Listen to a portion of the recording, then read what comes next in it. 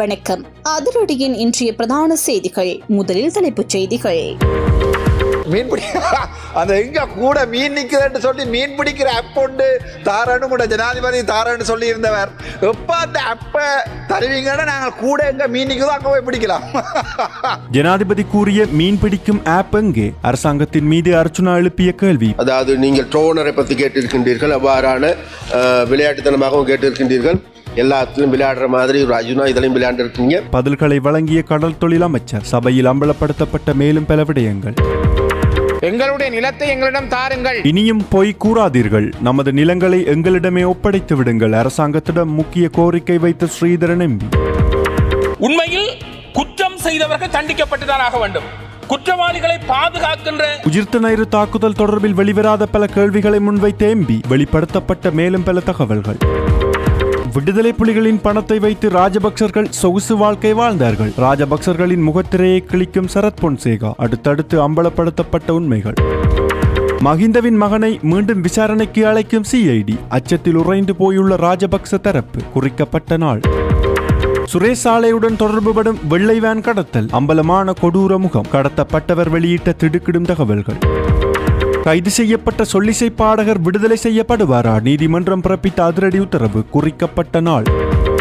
நாட்டில் திடீரென குறைந்த தங்கத்தின் விலை எவ்வளவு தெரியுமா? நகை பிரியர்களுக்கு வெளியான மகிழ்ச்சி அறிவிப்பு. இலங்கையில் கடந்த 10 நாட்களில் அதிகரித்த பயங்கர நோயொன்றின் பரவல். வைத்தியசாலைகளில் அனுமதிக்கப்பட்ட ஆயிரக்கணக்கானோர். அதிர்ச்சியில் உறைந்த சுகாதார அதிகாரிகள். மக்களே அவதானம். விடுக்கப்பட்ட எச்சரிக்கை.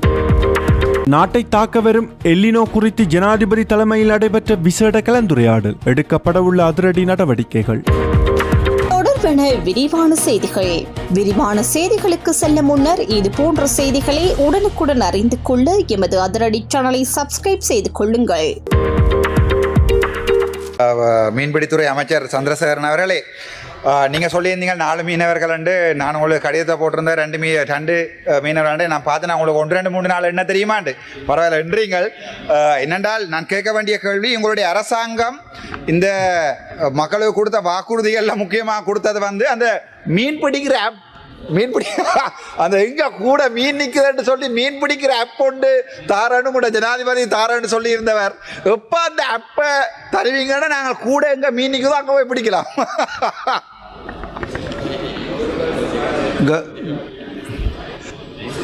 அந்த கேள்வி நிச்சயமாக அவர் தனியாக கேட்பாராக இருந்தால் அந்த ஆப் சம்பந்தமான தகவல்களை நாங்கள் சொல்வதற்கு தயாரானால், நீங்கள் இதில் உள்ளே அதை அடக்கப்படவில்லை என்பதை நான் சொல்லிக் கொடுக்கின்றோம்.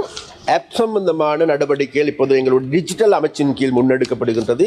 எதிர்வரும் காலங்களில் மீனவர்கள் எங்கே இருக்கின்றது என்பதை விட மீனவர்களை இதைவிட கூடுதலாக கண்காணிக்கக்கூடிய விஎம்எஸ் என்கின்ற யந்திரம் இருக்கின்றது. அந்த யந்திரத்தின் மூலமாக கண்காணிக்கின்ற நடவடிக்கை, அதை போன்ற மீனவர்களுக்கு மேலதிகமான உதவிகளை செய்கின்ற நடவடிக்கையும் நாங்கள் அதற்கான ஆப்பையும் தயாரித்து வருகின்றோம். நிச்சயமாக இதுநாள் வரைக்கும் எங்களுடைய கடல் பரப்பை நாங்கள் எடுத்துக்கொண்டாலும் சரி, எங்களுடைய மீன்பிடி அமைச்சை எடுத்துக்கொண்டாலும் கூட இவ்வாறான ஒரு நிலைமைகள் ஏற்படுகின்ற பொழுது உண்மையிலேயே அவர்களை பாதுகாத்துக் கொள்வதற்கு போதுமான படகுகளோ வள்ளங்களோ அதே போன்று விமானப்படையினோடு தொடர்போ எந்த விதமான ஆக்கப்பூர்வமான செயற்பாடுகள் முன்னெடுக்கவில்லை. நாங்கள் இப்பொழுது நிச்சயமாக கடந்த 2 மாதங்களுக்கு முன்னர் இருந்து நாங்கள் இதற்கான ஏற்பாடுகளை நாங்கள் செய்திருக்கின்றோம். அதற்கு பாதுகாப்பு அமைச்சர், அதே போன்று பாதுகாப்பு செயலாளர், அதே போன்று அனைவரோடும் இது தொடர்பாக நாங்கள் கலந்துரையாடி இது தொடர்பான நடவடிக்கைகளை நாங்கள் எடுத்திருக்கின்றோம். அதனால் நாங்கள் எதிர்பார்க்கின்றோம் எதிர்வரும் காலங்களில் மக்களிடமும் மாத்திரமல்ல மீனவர்களிடம் ஒன்றை நாங்கள் கேட்டுக்கொள்கின்றோம். மீனவர்களே, நாங்கள் எச்சரிக்கை விடுகின்ற பொழுது, அதாவது கடல் தொழில் அமைச்சின் கீழ் எச்சரிக்கை விடுக்கப்பட்ட பிறகு கடலுக்கு செல்ல வேண்டாம் என்று நாங்கள் அதை நீங்கள் அவதானத்தில் எடுக்க வேண்டும் நாங்கள் கேட்டுக்கொள்கின்றோம். அதே போன்று எங்களுடைய பாதுகாப்பு அங்கிகள் அணியாது செல்லுகின்றோம். அதன் ஊடாகவும் எங்களுக்கு பாதிப்பு ஏற்பட்டிருக்கின்றது. அப்போ அந்த வகையில் விஷயம் அவருக்கான நடவடிக்கையில் நாங்கள் தொடர்ச்சியாக நாங்கள் எடுத்து வருகின்றோம் என்பதை கோரிக்கொள்ள விரும்புகிறேன். நன்றி. விடுதலை புலிகளின் பணத்தை பயன்படுத்தி ராஜபக்ச குடும்பத்தினர் வெளிநாடுகளில் சொகுசு வணிகங்களை ஆரம்பித்ததாக ஃபீல்ட் மார்ஷல் சரத் பொன்சேகா தெரிவித்துள்ளமை பரபரப்பை ஏற்படுத்தியுள்ளது. தென்னிலங்கை ஊடக நிகழ்ச்சி ஒன்றில் கலந்து கொண்டு உரையாற்றிய போது அவர் இந்த கருத்துக்களை வெளியிட்டுள்ளார்.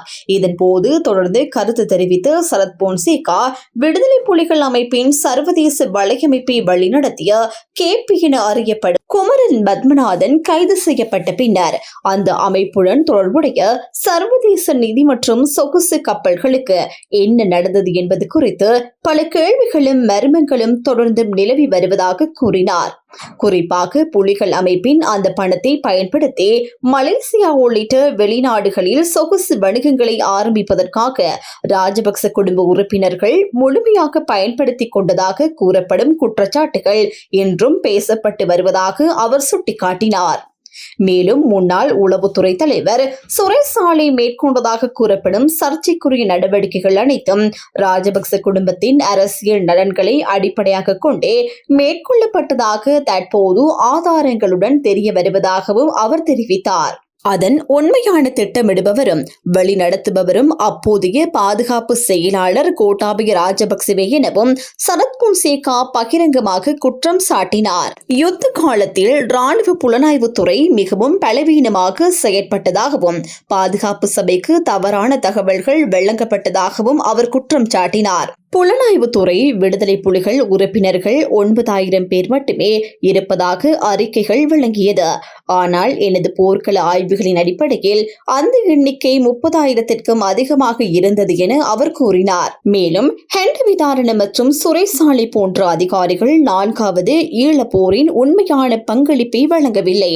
அவர்கள் கோட்டாபய ராஜபக்சவின் அரசியல் நோக்கங்களை நிறைவேற்றும் பணியிலேயே ஈடுபட்டிருந்தனர் எனவும் அவர் விமர்சித்தார். அதேவேளை நாட்டை அழிக்க மஹிந்த ராஜபக்ச, கோட்டாபய ராஜபக்ச மற்றும் அவர்களது குடும்ப உறுப்பினர்கள் அனைவரும் தங்களது கடந்த கால ஊழல் செயல்களுக்கு ஏற்ப தண்டனையை அனுபவிக்கும் காலம் வந்துவிட்டது எனவும் சரத் பொன்சேகா தென்னிலங்கை ஊடக நிகழ்ச்சியில் தெரிவித்துள்ளார். இந்த கருத்துக்கள் தற்போது அரசியல் வட்டாரங்களிலும் சமூக ஊடகங்களிலும் கவனத்தை ஈர்த்துள்ளன. 2008ஆம் ஆண்டு கொழும்பில் வெள்ளை வாகனத்தில் கடத்தப்பட்ட கனகசபை தேவதாசன் நீண்டகால சிறைவாசத்திற்கு பின்னர் சில ஆண்டுகளுக்கு முன்பு விடுதலை செய்யப்பட்டிருந்தார். இந்த நிலையில் உயிர்த்த ஞாயிறு தாக்குதலின் பிரதான சூத்திரதாரி என்ற சந்தேகத்தின் அடிப்படையில் தடுத்து வைக்கப்பட்டு விசாரணைக்கு உட்படுத்தப்பட்டு வரும் அரசு புலனாய்வு சேவையின் முன்னாள் பணிப்பாளர் சுரேசாலை தொடர்பாக அவரது செயற்பாடுகளை வெளிக்கொணரும் மற்றொரு சாட்சியாக கடத்தப்பட்ட தமிழர் ஒருவர் தனது அனுபவத்தை பகிர்ந்துள்ளார். அவர் மீதும் பயங்கரவாத தடுப்பு சட்டம் பயன்படுத்தப்பட்டுள்ளதாக தெரிவிக்கப்படுகின்றது. தடுப்பு காவலில் இருக்கும் போது சித்திரவதை நடைபெறுவதாக கூறி அதற்கு எதிராக அவர் உண்ணாவிரத போராட்டத்தில் ஈடுபட்டதாகவும் பின்னர் மருத்துவமனையில் அனுமதிக்கப்பட்டுள்ளதாகவும் கூறப்படுகின்றது. இந்நிலையில் அவர் நல்லவர், அப்பாவி என கூறி சிலர் கொழும்பில் போராட்டம் நடத்தி அவரை விடுதலை செய்யுமாறும் கோரிக்கை விடுத்து வருகின்றனர். இந்த சூழலில் யாருக்காவது உதவியாக இருக்கக்கூடும் என்ற நோக்கில் தனது அனுபவத்தை பொதுமக்களுடன் பகிர்ந்து கொள்வதாக அவர் தெரிவித்துள்ளார். அதன்படி 2008ஆம் ஆண்டு ஜூன் மாதம் 14ஆம் தேதி கொழும்பில் வெள்ளை வாகனம் மூலம் தாம் கடத்தப்பட்டதாகவும் பின்னர் ரகசிய இடம் ஒன்றில் அடைத்து வைக்கப்பட்டு சித்திரவதைக்கு உட்படுத்தப்பட்டதாகவும் அவர் குறிப்பிட்டுள்ளார். அதனைத் தொடர்ந்து 4 நாட்களின் பின்னர் ஜூன் 18ஆம் தேதி அரசு புலனாய்வு சேவையின் பணிப்பாளர் என தன்னை அறிமுகப்படுத்திக் கொண்ட ஒருவர் தன்னை சந்திக்க வந்ததாக அவர் தெரிவித்துள்ளார். அந்த நேரத்தில் இரத்தத்தின் வாடையும் துர்நாற்றமும் கலந்த உடையும் தரையில் இருந்து தம்மை கதிரையில் அமருமாறு கூறியதாகவும் அவர் தெரிவித்துள்ளார். அதன் பின்னர் எந்தவித வன்முறையான அணுகுமுறையுமின்றி மிகவும் அமைதியாகவும் மென்மையாகவும் சுமார் 1 மணி நேரம் தம்முடன் உரையாடியதாகவும் இனவாதமற்ற இலங்கை குறித்து கூட பேசப்பட்டதாகவும் அவர் கூறியுள்ளார். உரையாடலின் இறுதியில் தம்மை கடத்திய செய்தி தொலைக்காட்சி ஊடகங்களில் வெளியாகிவிட்டதால் இனி தம்மை எளிதில் விட முடியாது என கூறப்பட்டதாகவும் அவர் தெரிவித்துள்ளார். அத்தோடு தற்கொலை அங்கி தொடர்பாக ஏதேனும் ஒரு சம்பவத்தை ஒப்புக்கொண்டு குற்றத்தை ஏற்றுக்கொண்டால் உயிருடன் விடுவிக்க முடியும் என்றும், இல்லையெனில் அன்றிரவு அவிசாவளி பகுதியில் அடையாளம் தெரியாது சடலமாக வீசப்படுவீர்கள் என மிரட்டியதாகவும் அவர் தெரிவித்துள்ளார். மேலும் எங்களுடையவர்கள் அதற்கு தயாராக இருக்கின்றார்கள். இன்னும் 1 மணி நேரம் தருகின்றேன். நன்றாக யோசித்து முடிவை சொல்லுங்கள் என்று கூறப்பட்டதாகவும் அவர் குறிப்பிட்டுள்ளார். அந்த காலகட்டத்தில் அடையாளம் தெரியாத சடலங்கள் அவிசாவளி பகுதியில் மீட்கப்படுவது தொடர்பான செய்திகள் அடிக்கடி ஊடகங்களில் வெளியாகி வந்ததை தாம் அப்போது அறிந்திருந்ததாகவும் அவர் தனது பதிவில் தெரிவித்துள்ளார். சொல்லிசை கலைஞர் கணேசன் சங்கீத்சனின் பிணை மனு தொடர்பான கட்டளை எதிர்வரும் 23ஆம் தேதி அறிவிக்கப்படும் என யாழ்ப்பாண மேல் நீதிமன்றம் உத்தரவிட்டுள்ளது. குறித்த பிணை மனு நேற்று யாழ்ப்பாண மேல் நீதிமன்றத்தில் விசாரணைக்கு எடுத்துக் கொள்ளப்பட்ட போது இந்த அறிவிப்பு வெளியிடப்பட்டதாக சங்கீத்சன் சார்பில் மன்றில் முன்னிலையான சட்டத்தரணி தெரிவித்துள்ளார்.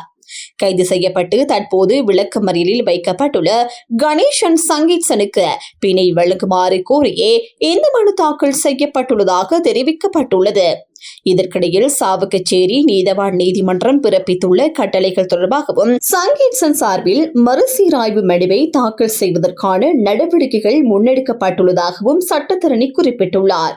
மேலும் உயர் நீதிமன்றத்தில் தாக்கல் செய்யப்பட்டுள்ள அடிப்படை உரிமை மனு நாளைய தினம் அல்லது எதிர்வரும் 15ஆம் அல்லது 16ஆம் திகதிகளில் விசாரணைக்கு எடுத்துக் கொள்ளப்படும் எனவும் அவர் தெரிவித்துள்ளார். இதனிடையே கணேசன் சங்கீத்சனின் விடுதலையை வலியுறுத்தி வடக்கு கிழக்கு பகுதிகளிலும் வெளிநாடுகளில் வாழும் தமிழர் சமூகங்களிடையிலும் கண்டனங்களும் ஆதரவு நடவடிக்கைகளும் தொடர்ந்து இடம்பெற்று வருகின்றன என்பது குறிப்பிடத்தக்கது.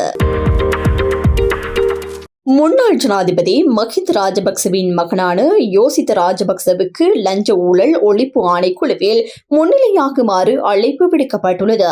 இதன் அடிப்படையில் வரும் 16ஆம் தேதி லஞ்ச ஊழல் ஒழிப்பு ஆணைக்குழுவில் முன்னிலையாகுமாறு அவருக்கு அறிவிக்கப்பட்டுள்ளதாக தெரிவிக்கப்பட்டுள்ளது. யோசித்த ராஜபக்சவுக்கு எதிராக மேற்கொள்ளப்பட்டு வரும் விசாரணையொன்றின் அடிப்படையில் வாக்குமூலம் பதிவு செய்வதற்காகவே இந்த அழைப்பு விடுக்கப்பட்டுள்ளதாக கூறப்படுகின்றது. மஹிந்த ராஜபக்ச நாட்டின் ஜனாதிபதியாக இருந்த காலத்தில் விடுதலை புலிகளுக்கு எதிரான பயங்கரவாத யுத்தம் நடைபெற்ற காலப்பகுதியில் யோசித்த ராஜபக்ச இலங்கை கடற்படையில் சப் லெப்டினன்ட் அதிகாரியாக இணைந்து கொண்டிருந்தார். கடற்படையில் இணைந்து ஆரம்ப கட்டு ராணுவ பயிற்சியை நிறைவு செய்த பின்னர் அவர் மேலதிக ஆலோசனைகள் மற்றும் பயிற்சிகளை பெறுவதற்காக பிரித்தானியாவுக்கு சென்றிருந்ததாகவும் தெரிவிக்கப்படுகின்றது.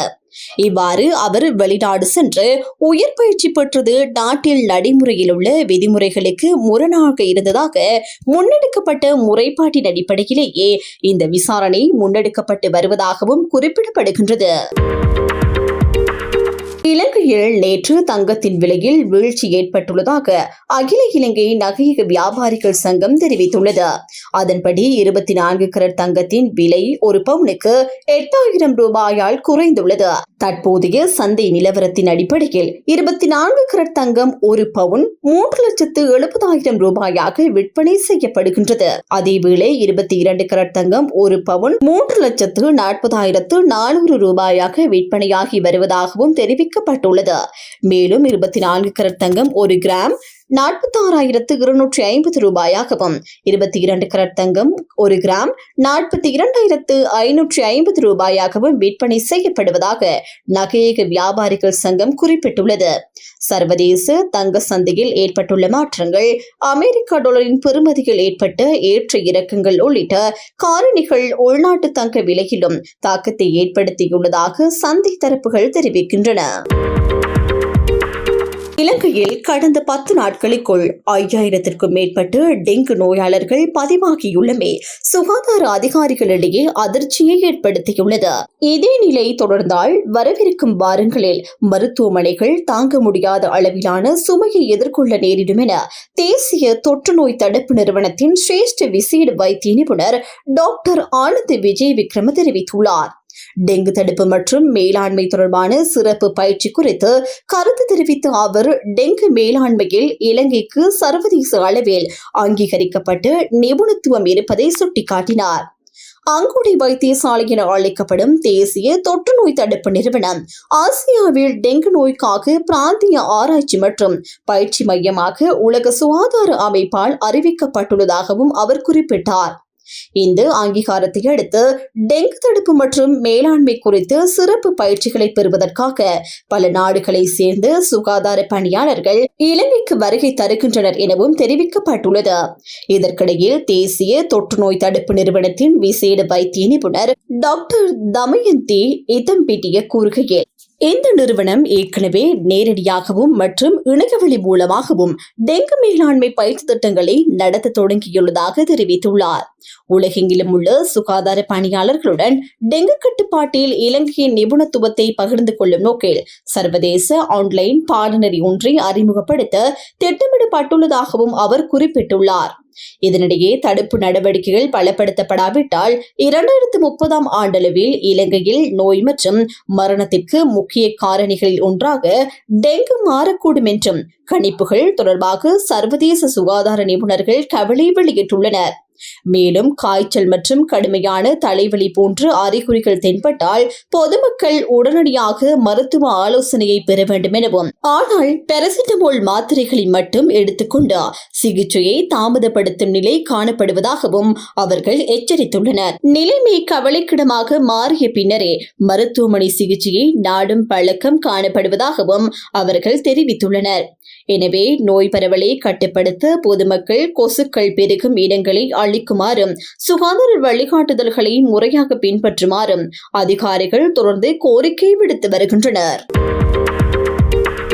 எதிர்காலத்தில் ஏற்படக்கூடிய எல்னினோ காலநிலை நிலைமையால் ஏற்படக்கூடிய பாதிப்புகள் மற்றும் அதனை எதிர்கொள்வதற்காக நிறுவனங்கள் கொண்டுள்ள திட்டங்கள் குறித்து ஆராயும் கலந்துரையாடல் ஒன்று ஜனாதிபதி அனுரகுமார் திசாநாயக்க தலைமையில் நேற்று முற்பகல் ஜனாதிபதி அலுவலகத்தில் நடைபெற்றுள்ளது. இந்த கலந்துரையாடலில் வளிமண்டலவியல் திணைக்களம், நீர்ப்பாசன திணைக்களம், மத்திய சுற்றாடல் அதிகார சபை, மகாவலி அதிகார சபை, அனர்த்த முகாமைத்துவ நிலையம், மின்சார உற்பத்தி நிறுவனங்கள் மற்றும் தேசிய கட்டமைப்பு செயற்பாட்டு நிறுவனங்கள் உள்ளிட்ட தொடர்புடைய நிறுவனங்களின் பிரதிநிதிகள் பங்கேற்றிருந்தனர். இதன்போது எதிர்காலத்தில் ஏற்படக்கூடிய எல்னினோ காலநிலை நிலைமையால் நாட்டில் உணவு பாதுகாப்பு, குடிநீர் விநியோகம் மற்றும் வலுசக்தி துறைகளில் ஏற்படக்கூடிய பாதிப்புகள் குறித்து விரிவாக ஆராயப்பட்டதாக தெரிவிக்கப்பட்டுள்ளது. அதேபோல் அந்த துறைகளில் ஏற்படக்கூடிய அழுத்தங்களை குறைப்பதற்காக எடுக்கப்பட வேண்டிய அவசர நடவடிக்கைகள் குறித்தும் இங்கு கவனம் செலுத்தப்பட்டுள்ளது. இதன் கீழ் தற்போதுள்ள நீர்த்தேக்கங்களின் நீர் கொள்ளளவை விவசாயம், குடிநீர் மற்றும் மின்சார உற்பத்தி துறைகளில் சமநிலையாக பயன்படுத்துவது குறித்து விசேடமாக கலந்துரையாடப்பட்டதாக தெரிவிக்கப்பட்டுள்ளது. இந்த முறை ஏற்படக்கூடிய எல்னினோ நிலைமை 2016 மற்றும் 2017 ஆண்டுகளில் ஏற்பட்ட நிலைமைக்கு மிகவும் நெருக்கமானதாக இருக்கக்கூடும் என அதிகாரிகள் சுட்டிக்காட்டியுள்ளதுடன் அதற்கேற்ப விசேட நீர் முகாமைத்துவ திட்டம் தயாரிக்கப்பட்டுள்ளதாகவும் தெரிவித்துள்ளனர். இதற்கமைய 2026 ஆண்டின் சிறுபோக விவசாய நடவடிக்கைகளை சுமார் 1.5 மாதங்களுக்கு முன்னதாகவே ஆரம்பிப்பதற்கும் நடவடிக்கை எடுக்கப்பட்டுள்ளதாக அவர்கள் குறிப்பிட்டுள்ளனர். இதேவேளை எதிர்வரும் மாதங்களில் தடையற்ற மின்சார விநியோகத்தை உறுதி செய்தல், விவசாய நடவடிக்கைகள் மற்றும் உணவு பாதுகாப்பை பேணுதல் ஆகியவற்றுக்கு விசேட கவனம் செலுத்தப்பட்டுள்ளதாக தெரிவிக்கப்பட்டுள்ளது. மேலும் மின்சார உற்பத்தி, சிறுபோகத்திற்கு தேவையான நீர் விநியோகம் மற்றும் குடிநீர் பாதுகாப்பு ஆகியவற்றை உறுதி செய்வதற்கான திட்டங்களை தயாரித்து சமர்ப்பிக்குமாறு ஜனாதிபதி சம்பந்தப்பட்ட அதிகாரிகளுக்கு அறிவுறுத்தியுள்ளார். இதனிடையே தித்வா சூறாவளி மற்றும் மத்திய கிழக்கு யுத்த சூழ்நிலை போன்ற சவால்களை நாடு எதிர்கொண்டதை போலவே இந்த உலகளாவிய காலநிலை சவாலையும் திறம்பட முகாமைத்துவம் செய்ய முடியும் என ஜனாதிபதி நம்பிக்கை வெளியிட்டுள்ளதாகவும் தெரிவிக்கப்பட்டுள்ளது.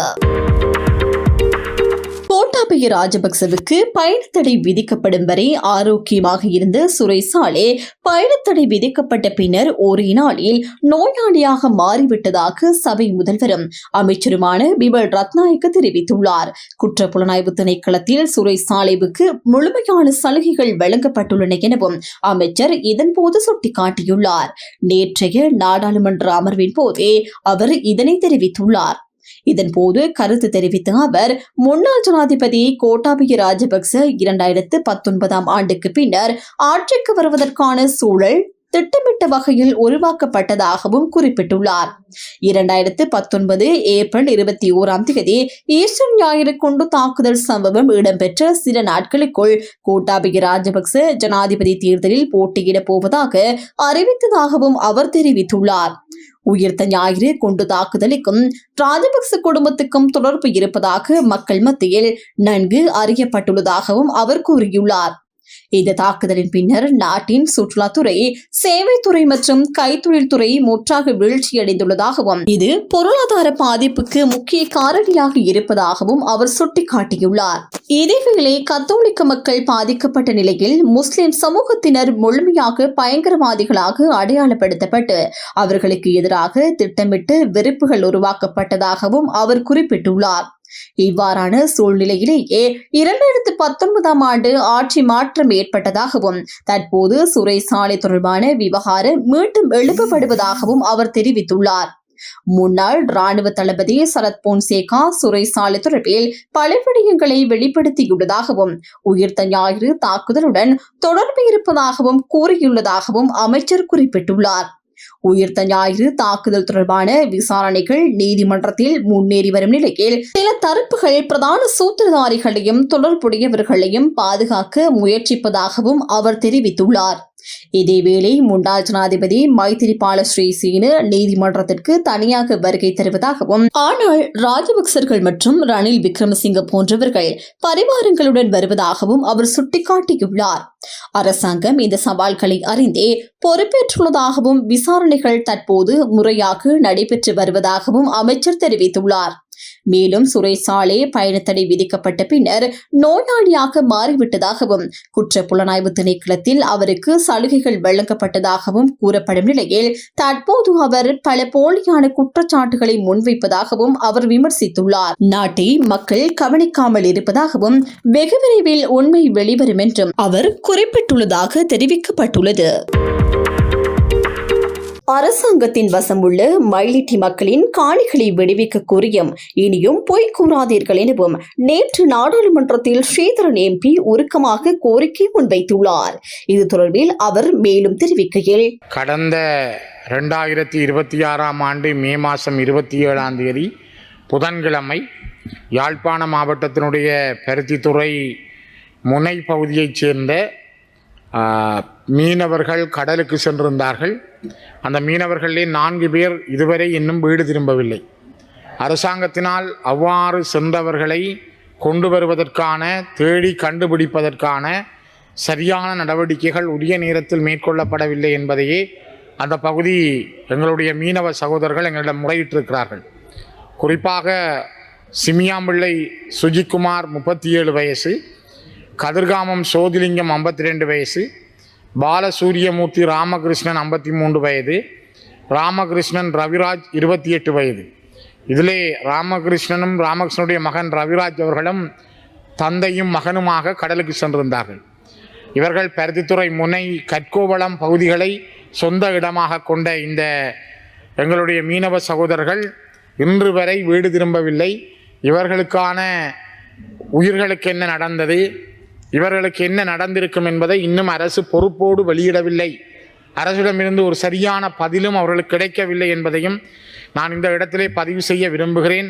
மிக முக்கியமாக மீன்வளத்துறை அமைச்சர் மற்றும் இந்த நாட்டினுடைய உயர் பதவியில் இருக்கின்றவர்கள் பொறுப்போடும் அந்த மக்களுக்கு நம்பிக்கை தரக்கூடிய வகையில் காற்றிலே சிக்கப்பட்டிருந்தால் அல்லது அவருடைய வள்ளங்கள் தாண்டிருந்தால் அல்லது ஏதாவது நாடுகளுக்கு அவர்களுக்கு கரை ஒதுங்கி இருந்தால் என்ன நடந்தது என்பதை கண்டறியப்பட வேண்டும். அந்த குடும்பங்கள் நிற்கதியாகி இருக்கிறது. அந்த குடும்பங்களுக்கான நிவாரணம் என்ன, அவர்களுக்கான நல்ல செய்தி என்ன என்பதை அரசாங்கம் சொல்ல வேண்டும். இது மிக மிக முக்கியத்துவம் வாய்ந்தது. இந்த உயர்ந்த சபையினூடாக நாட்டினுடைய மீன்வளத்துறை அமைச்சர் மற்றும் ஏனையவர்களை நான் மிக மரியாதையோடு கேட்கிறேன், இந்த மக்களுக்கான பதிலை விரைவாக நீங்கள் தர வேண்டும் என்று. அதேபோல ஜீவந்த பீரிஸ் அவர்கள், அருட்தந்தை ஜீவந்த பீரிஸ் அவர்கள் இந்த நாட்டிலே நடந்த ஒரு இனப்படுகொலை தொடர்பிலே கடந்த மே மாதம் 18 கொழும்பிலே நடந்த வணக்க நிகழ்வின் பொழுது தன்னுடைய கருத்தை பதிவு செய்திருந்தார். இந்த நாட்டிலே இவ்வாறு ஒரு பெரிய இன அழிப்பு நடந்தது, தொடர்ந்தும் அது நடந்து கொண்டேதான் இருக்கிறது. ஆகவே இந்த நாடு அதற்கு வெட்கி தலைகுனிய வேண்டும், இந்த நாட்டிலே அதற்கான நீதி கிடைக்க வேண்டும் என்பதை வலியுறுத்துகின்ற வகையிலே அவர் தன்னுடைய கருத்துக்களை பதிவு செய்திருந்தார். ஆனால் அவரை ஒரு பெரும்பான்மை இனத்தைச் சேர்ந்த ஜீவந்த பீரிஸ் அவர்கள் பாதிக்கப்பட்ட மக்கள் சார்பாக கொடுத்த குரலுக்காக கிறிஸ்தவ அமைப்பு கூட, இந்த நாட்டினுடைய கர்தினால் தலைமையிலான கிறிஸ்தவ அமைப்பு கூட அவரை கண்டிக்கிற அளவுக்கு, அல்லது அந்த கிறிஸ்தவ அமைப்பு அவரை ஒரு இம்சிக்கிற அளவுக்கு தன்னுடைய நிலையை மாற்றியிருக்கிறது. இது ஒரு சிங்கள பௌத்த நாடு என்பதற்கு அப்பால் ஒரு கிறிஸ்தவ பௌத்த நாடா என்று கூட யோசிக்கிற அளவுக்கு கர்தினாலும் அவருடைய சபையும் கொடுக்கின்ற முக்கியத்துவத்தை நாங்கள் பார்க்கிறோம். மிக முக்கியமாக ஈஸ்டர் தாக்குதலுக்காக இன்று வரை குரல் கொடுக்கின்ற இந்த நாட்டினுடைய கர்தினால் அவர்களும் அவருடைய சபையை சார்ந்தவர்களும் ஏன் இந்த நாட்டில் இவ்வளவு மக்கள் அநியாயமாக கொல்லப்பட்டார்கள் என்பதை சொல்வதற்கு இன்னும் தயக்கங்காட்டி இருப்பதுதான் தமிழ் மக்களாகிய எங்களுக்கு இந்த கத்தோலிக்க இந்த கிறிஸ்தவ அமைப்பின் மீதான மிகப்பெரிய சந்தேகத்தை தருகின்றது. குறிப்பாக மன்னாருடைய ஆயராக இருந்த மறைந்த ராயப்பு யோசப் அவர்கள் நல்லிணக்க ஆணைக்குழுவுக்கு முன்னால் தன்னுடைய நிலைப்பாட்டை எழுத்து மூலமாக ஆதாரபூர்வமாக கொடுத்திருந்தார். ஆனால் அவர் சொன்னார் வெளியிலே வந்து, கடந்த 8 மாதங்களில் 2008ஆம் ஆண்டிலிருந்து 2009ஆம் ஆண்டு வரை முள்ளிவாய்க்கால் வரை கொண்டு செல்லப்பட்ட மக்களில் பல ஆயிரக்கணக்கானவர்கள் காணாமல் போயிருக்கிறார்கள், கொல்லப்பட்டும் இருக்கிறார்கள். இது ஒரு வெளிப்படையான இன அழிப்பு. இதற்கான நீதி என்ன என்பதை அவர் வெளிப்படையாக கேட்டிருந்தார். அவர் இந்த காலமாகி இறந்து விட்டார். அமரரான அவருடைய அந்த கூற்றுக்கள் இன்றும் உலகத்தில் இருக்கின்றது. ஆனால் இதுவரை அதற்கான ஒரு நல்ல செய்தியை சொல்வதற்கு கத்தோலிக்க திருச்சபை சரியாக இல்லை. தன்னுடைய நீதியை நிலைநாட்ட அவர்கள் இயேசுபிரான் வழியிலே தயாராக இல்லை என்பதைத்தான் இன்றும் கூட நாங்கள் பார்க்கிறோம்.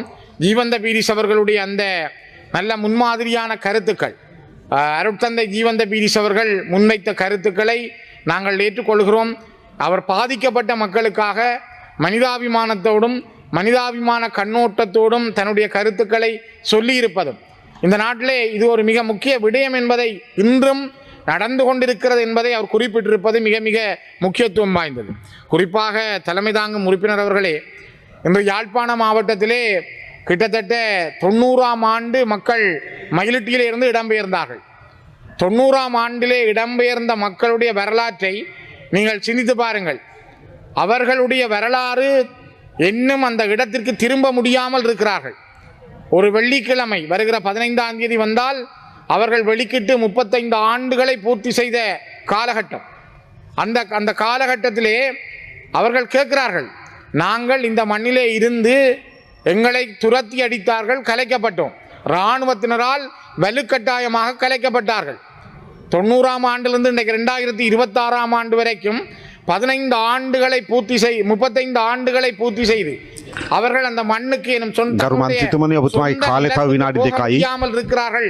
அதற்காக அவர்கள் இப்பொழுது ஒவ்வொரு வெள்ளிக்கிழமைகளிலும் மயிலிட்டியிலே ஒரு போராட்டத்தை முன்னெடுக்கிறார்கள். மயிலிட்டியிலே அவர்கள் முன்னெடுக்கின்ற போராட்டம், எங்களுடைய நிலத்தை எங்களிடம் தாருங்கள். அவர்கள் அந்த போராட்டம் நடத்துகின்ற நிலத்துக்கு முன்னாலே அவருடைய சொந்த நிலம் இருக்கிறது. அதிலே இராணுவம் தோட்டம் செய்கிறது. அவர்கள் காடாக அடைத்து வைத்திருக்கிறார்கள். இராணுவம் குடியிருக்கவும் இல்லை. ஆனால் இராணுவம் யாழ்ப்பாணத்திலே சலூன் நடத்துகிறது, இராணுவம் கடைகளை நடத்துகிறது, இராணுவம் மக்களுடைய காணிகளில் தோட்டம் செய்கிறது, தோட்டம் செய்த மரக்கறிகளை சந்தையிலே கொண்டு வந்து இராணுவம் விற்கிறது, இராணுவம் முன்பள்ளிகளை நடத்துகிறது.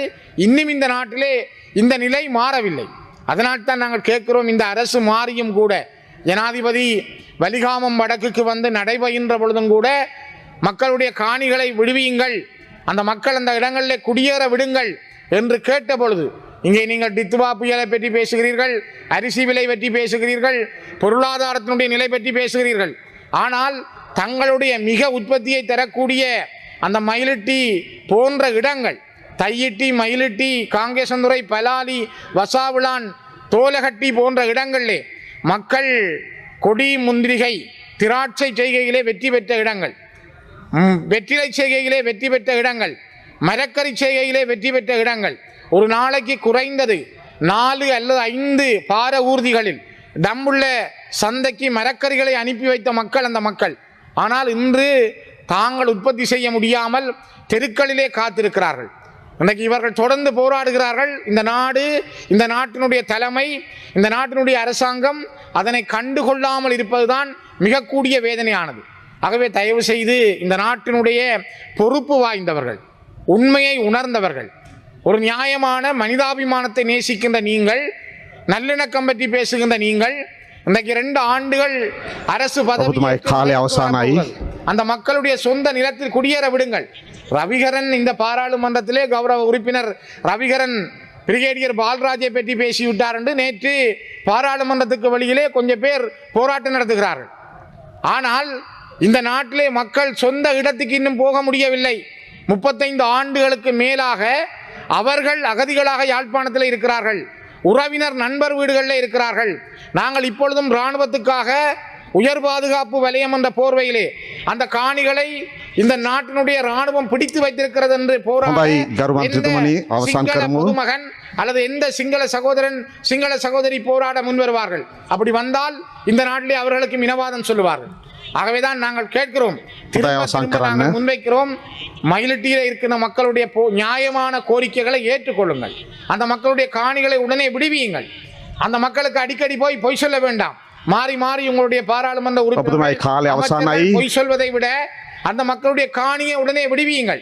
அந்த மயிலிட்டி, தையிட்டி, தோலகட்டி, வசாவுலான், பலாலி போன்ற அந்த தங்களுடைய இடங்களில் சென்று அனுமதியுங்கள் என்பதை மீண்டும் மீண்டும் நான் இந்த நாடு போதைப் பொருளால் அழியக்கூடிய ஒரு தேசமாக மாறிக்கொண்டிருக்கின்றது. சில முக்கியமான அரசியல்வாதிகள் கூட, முக்கியமான சமூகத்தின் பிரமுகர்கள் என்று கூறப்படுகின்றவர்கள் கூட இந்த பாதாள உலக கோஷ்டியினருடன் பாதாள உலகத்தில் இருந்து கொண்டு இந்த போதைப்பொருள் வியாபாரம் செய்கின்றவர்களோடும் இணைந்து செயற்படுகின்ற ஒரு துர்ப்பாக்கியமான நிலைமை இந்த நாட்டில் காணப்படுகின்றது. ஆகவே மத்தியஸ்த சபையை நிறுவுதல், அதனை வினைத்திறனுடன் இயங்க வைத்தல், அதன் மூலமாக சமூக பிரச்சனைகளை தீர்த்தல், இந்த குற்றவியல் சம்பந்தமான இணக்கப்பாட்டுடன் இந்த குற்றவாளிகளை தண்டித்தல் என்பது அவசியம். எந்த ஒரு சந்தர்ப்பத்திலும் அப்பாவிகள் தண்டிக்கப்படக்கூடாது, குற்றம் புரிந்தவர்கள் தண்டிக்கப்பட்டே ஆக வேண்டும். அதிலும் குற்றம் புரிந்தவர்களை பாதுகாக்கின்ற ஒரு பொறிமுறை என்பது கடந்த காலங்களில் காணப்பட்டிருக்கின்றது. மிக முக்கியமான குற்றவாளிகள் கூட தப்பித்துக் கொள்ளுகின்ற ஒரு சூழ்நிலை காணப்பட்டது. குறிப்பாக சொல்ல போனால் இந்த உயிர்த்த ஞாயிறு தாக்குதலை எடுத்து பார்த்தால், இந்த உயிர்த்த ஞாயிறு தாக்குதல் நடந்ததன் பின்னர் 3 ஜனாதிபதிகள் வந்திருந்தார்கள். குறிப்பாக சொல்லப்போனால் உயிர்த்த ஞாயிறு தாக்குதலின் பின்னர் மைத்ரிபால சிறிசேனா அவர்கள் ஜனாதிபதியாக இருந்திருக்கின்றார். அடுத்தது கோத்தபாய ராஜபக்ச அவர்கள் இருந்திருக்கின்றார். ரணில் விக்ரமசிங்கே அவர்கள் இருந்திருக்கின்றார்கள். ஆனால் இந்த உயிர்த்த ஞாயிறு தாக்குதலில் சம்பந்தப்பட்ட சூத்திரதாரி, முக்கியமாக இந்த அழிவை ஏற்படுத்திய அந்த அல்பா என்று சொல்லுகின்றார்கள், சாம் என்று சொல்லுகின்றார்கள், பப்பா என்றெல்லாம் சொல்லுகின்றார்கள். இப்படிப்பட்டவர்கள் யார் என்பது புரியாத ஒரு நிலைமை காணப்பட்டது. உண்மையில் குற்றம் செய்தவர்கள் தண்டிக்கப்பட்டுதான் ஆக வேண்டும். குற்றவாளிகளை பாதுகாக்கின்ற ஒரு சட்ட கட்டமைப்பு அல்லது குற்றவாளிகளை பாதுகாக்கின்ற ஒரு அரசியல் கட்டமைப்பு இருக்குமாக இருந்தால் நிச்சயமாக இந்த நாடு முன்னேறுவதற்கு இடமே இல்லை. ஆகவே இன்றைய நிலையை பார்க்கின்ற போது இந்த குற்றவாளிகளை கண்டுபிடிக்கக்கூடிய விதத்தில் இந்த புதிய அரசாங்கம் செயல்படுகின்ற தன்மையை பார்க்கக்கூடியதாக இருக்கின்றது. அதே நேரத்தில் இந்த குற்றவாளிகளை கண்டுபிடித்து விடக்கூடாது, அவர்களை காப்பாற்ற வேண்டும் என்ற அடிப்படையில் செயல்படுகின்றவர்களையும் நோக்கக்கூடியதாக இருக்கின்றது. எங்களை பொறுத்த மட்டில் உயிர்த்த ஞாயிறு தாக்குதல் மட்டக்களப்பிலும் பல அப்பாவி உயிர்கள் அந்த தேவாலய வழிபாட்டின் போது கொல்லப்பட்டிருந்தார்கள். ஒரு ஆன்மீக வழிபாட்டிற்கு சென்றவர்களை கொலை செய்வது என்பது மிக பயங்கரமான குரூரமான ஒரு செயல். ஆகவே சம்பந்தப்பட்ட முக்கியமான குற்றவாளிகள் கைது செய்யப்பட வேண்டும், தண்டிக்கப்பட வேண்டும். அதன் மூலமாக குற்றவாளிகளுக்கு ஒரு பய உணர்வு ஏற்பட வேண்டும் என்பதை கூறிக்கொள்ள விரும்புகின்றேன். இத்துடன் அதிரடியின் இன்றைய பிரதான செய்திகள் நிறைவடைகின்றன. எமது செய்தி தொடர்பான உங்களுடைய கருத்துக்களை மறக்காமல் கமெண்டில் பதிவிடுங்கள்.